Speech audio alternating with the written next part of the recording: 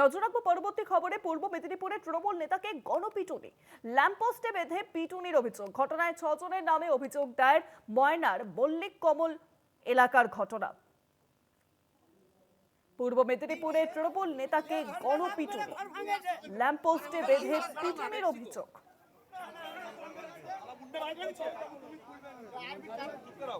ঘটনায় ইতিমধ্যেই 6 জনের নামে অভিযোগ দায়ের হয়েছে। পূর্ব মেদিনীপুরের ঘটনা, সেখানে তৃণমূল নেতাকে গণপিটুনি, ল্যাম্পপোস্টে বেঁধে পিটুনির অভিযোগ।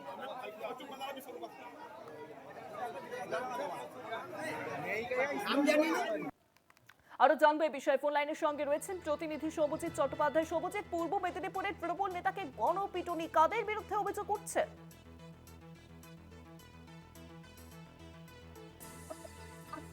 সৌমজিৎ, আমার কথা শোনা যাচ্ছে? একদমই শুভাঙ্গী।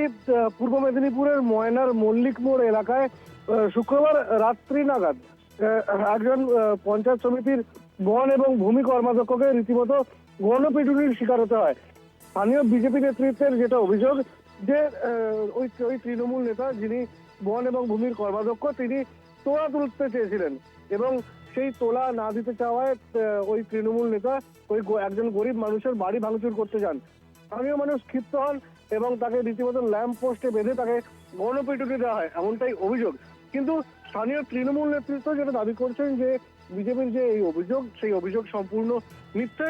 কিছু অসামাজিক লোক একটি মসজিদ দখল করে রেখেছিল, তারা তা প্রতিবাদ করেছিলেন এবং সেই প্রতিবাদ করতেই সেই অসামাজিক লোকজন অর্থাৎ বেশ কিছু দুষ্কৃতী ওই তৃণমূল নেতাকে ঘিরে ধরে এবং মারধর করে। শুভাঙ্গী, অনেক ধন্যবাদ সৌমজিৎ। ফোন লাইনের সঙ্গে ছিলেন প্রতিনিধি সৌমজিৎ চট্টোপাধ্যায়।